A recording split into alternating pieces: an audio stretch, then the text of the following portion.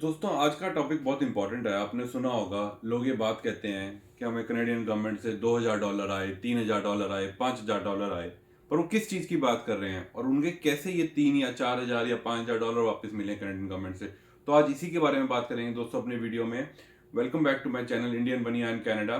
तो आज का टॉपिक हमारा बहुत इंपॉर्टेंट है। आज का टॉपिक है हमारा कि कैसे हम अपनी रिटर्न जो कनाडा में हम रिटर्न फाइल करते हैं वो प्रॉपरली फाइल कर सकते हैं, ताकि जो हमें ईयर के एंड में रिफंड आए वो ज़्यादा रिफंड आए हमें साल के एंड में।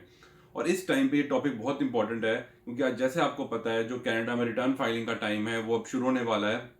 अबाउट 15 फरवरी से टाइम शुरू हो जाता है। तो इसमें आप अपना कैनेडियन गवर्नमेंट से जो रिफंड आना है आपका, या जो आपने टैक्स पे किया गया उसका जो रिटर्न आना है, उसको मैक्सिमाइज कैसे कर सकते हैं, आज उसके बारे में बात करेंगे दोस्तों। तो वीडियो में एंड तक बने रहना दोस्तों। आज हम पूरी डिटेल में बात करेंगे और आपको ये भी पता लगेगा कि अगर आपकी कुछ भी इनकम नहीं है कनाडा में, तो फिर भी कनाडा में अपनी रिटर्न फाइल करना इतना जरूरी क्यों है। तो एक एक पॉइंट के बारे में बात करेंगे, क्या क्या आप डिडक्शंस ले सकते हैं कनाडा में जिससे आपका टैक्स कम हो सकता है, कैसे आप सेविंग कर सकते हैं, और कैसे आपको जो बेनिफिट्स और क्रेडिट्स जो कैनेडियन गवर्नमेंट देती है वो मिल सकते हैं एज अ स्टूडेंट भी। तो आप जरूरी नहीं है कि पीआर हो या सिटीजन हो, कुछ भी हो, अगर आपका लीगल स्टेटस है कनाडा में स्टूडेंट या वर्क परमिट, तब भी आपको कैसे वो मिल सकता है। तो चलिए आइए दोस्तों चलते हैं। तो वेलकम बैक दोस्तों। आओ सबसे पहले हम बात करते हैं दोस्तों। मैंने आपको बताया जैसे कि कनाडा में रिटर्न फाइल करना इतना जरूरी क्यों है। पर सबसे पहले ये जानते हैं कि क्या क्या डिफरेंट तरीके हैं रिटर्न फाइल करने के लिए कनाडा में।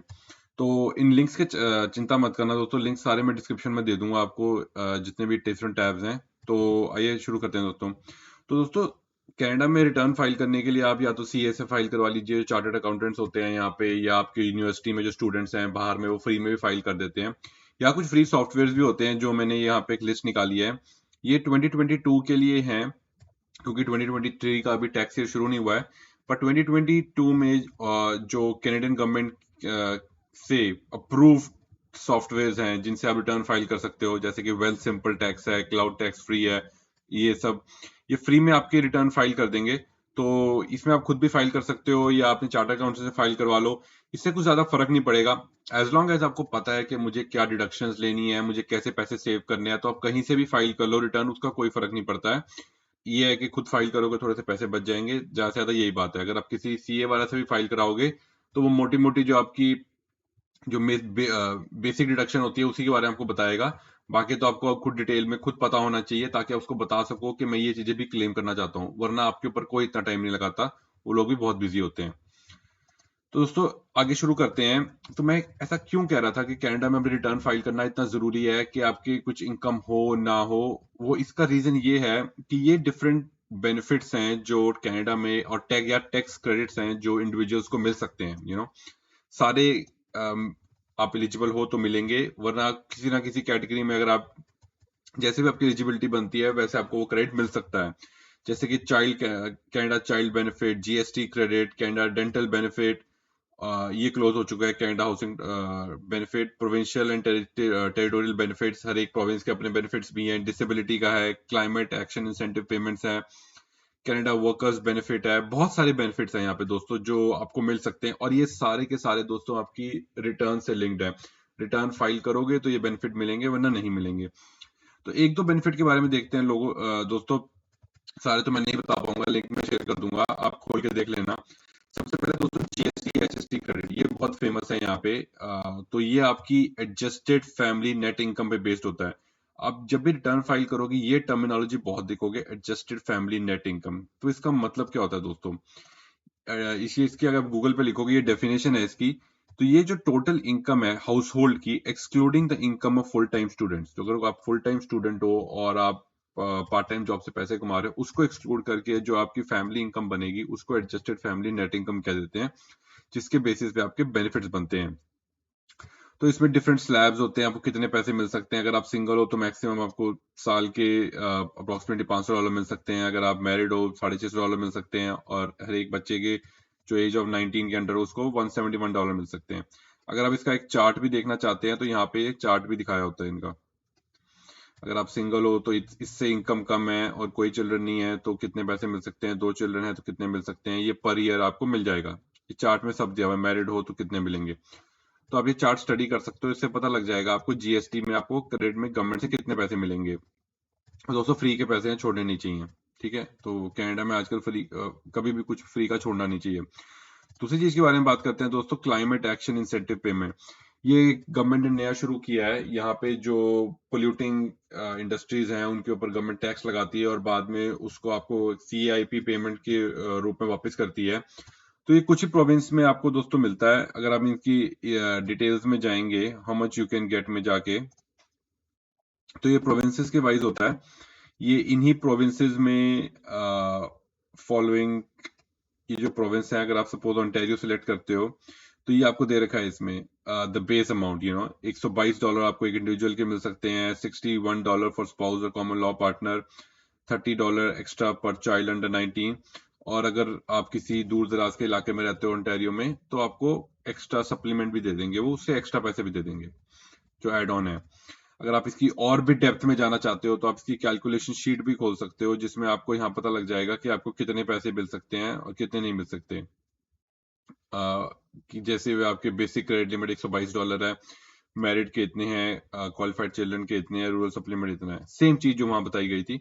पर अगर आप फिर भी इन डेप्थ जाना चाहते हो तो आप यहाँ से भी देख सकते हो। तो ये हो गए दोस्तों दो बेनिफिट। जैसे मैंने बताया, मैं सारों की बात तो नहीं करूंगा, पर मैं ये लिंक डाल दूंगा, आप यहाँ पे खोल के सारे देख सकते हो।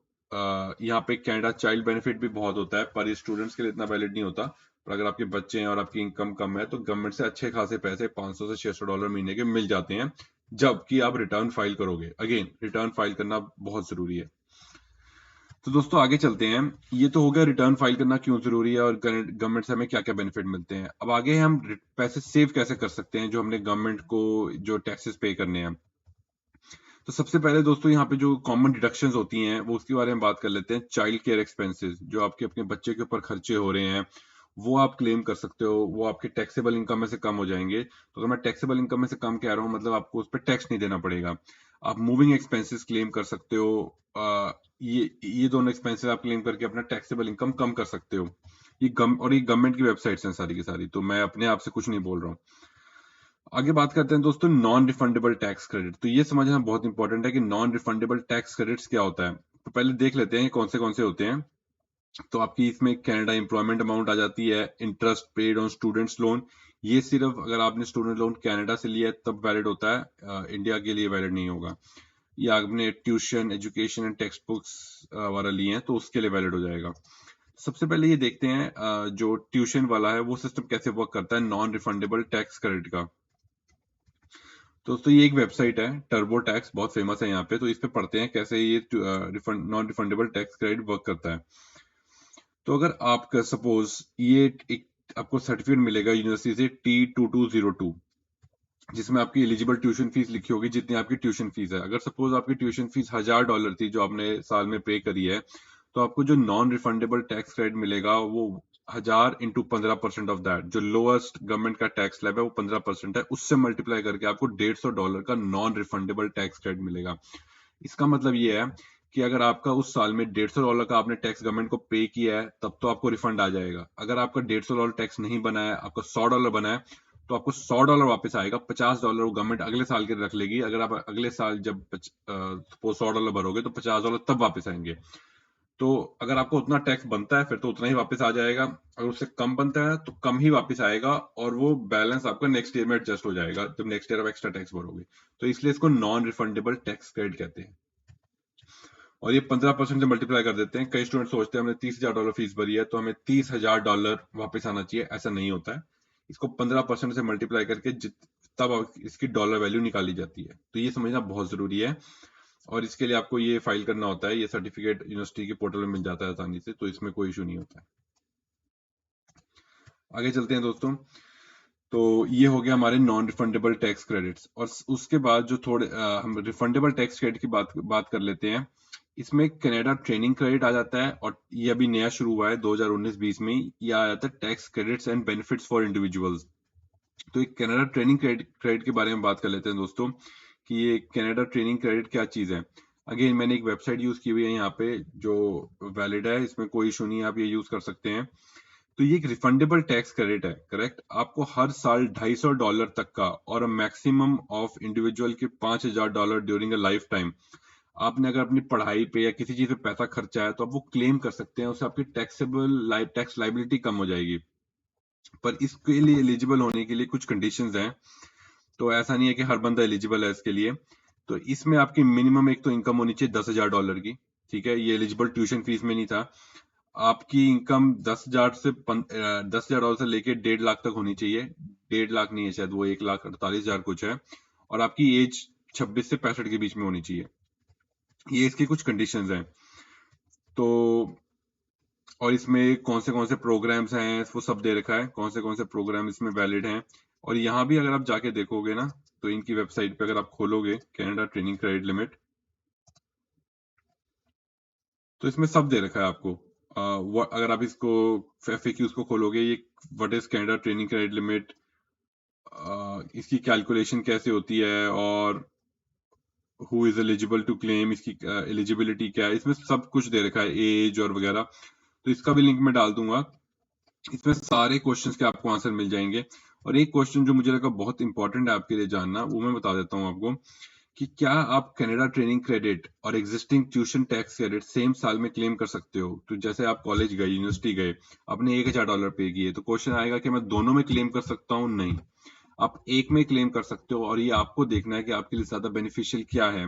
ज्यादा बेनिफिशियल कनाडा ट्रेनिंग क्रेडिट रहेगा, क्योंकि एक तो ये रिफंडेबल है, और दूसरा जो ट्यूशन की फीस आप भरते हो उस पर सिर्फ 15% से मल्टीप्लाई होता है, फिर उसकी डॉलर वैल्यू निकलती है।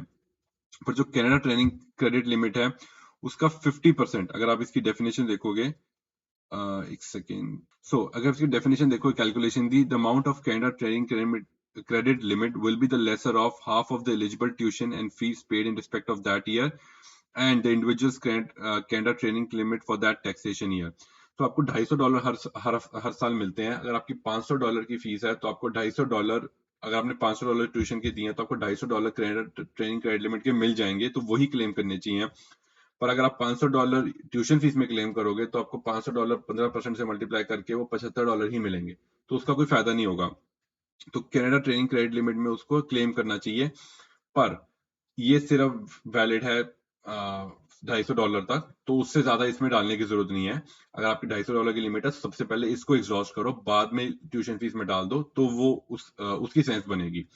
पर इसमें आपकी एज 26 से 65 के बीच में होनी चाहिए। तो ये बेसिकली उन लोगों के लिए डिजाइन किया गया था जो वर्कफोर्स में आ चुके हैं, पर अपनी अपस्किल करते रहते हैं, अपने आप को अपनी ट्रेनिंग बढ़ाते रहते हैं।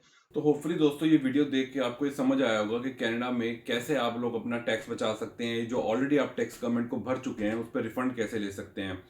तो आप एक बात और जानिए दोस्तों, कि कनाडा में रिटर्न फाइल करना बहुत ज़रूरी है। इस पे बहुत चीज़ें डिपेंड करती हैं, तो रिटर्न फाइल ज़रूर कीजिए। अगर आपकी इनकम ज़ीरो भी है या निल भी है, आपके सारे बेनिफिट और क्रेडिट आपके रिटर्न पे डिपेंड करते हैं, तो रिटर्न फाइल करना कभी मत छोड़िएगा।